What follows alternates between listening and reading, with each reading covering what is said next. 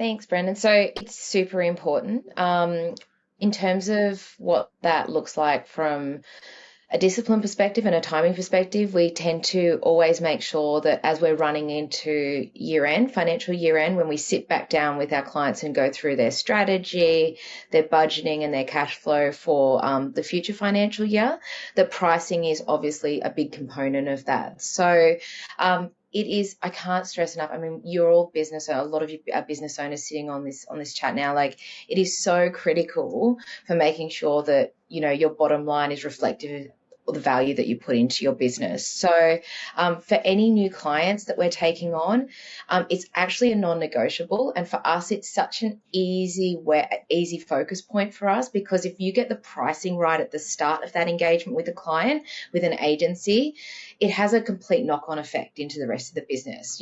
So we start talking about pricing. Is that at the right level? How are you recording your time? How are you doing your capacity planning? How are you looking at your budgeting? How are you making sure that what's sitting in your bank account should be sitting in your bank account from a cash flow perspective? And how do you make sure that you know that you've got profit in the business? So I know that sounds like all different stages, but it's all very much intertwined around, like, when everything comes together, that's where you have a profitable, successful business that you can scale and leverage off.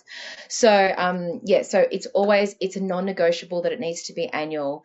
If you haven't had this chat with your accountant or your advisor, you should be getting on the phone to them and having that conversation around going through your pricing and what that looks like, and making sure you're hitting those benchmark profitability targets as well across your territory, service line, and also the industry as a whole.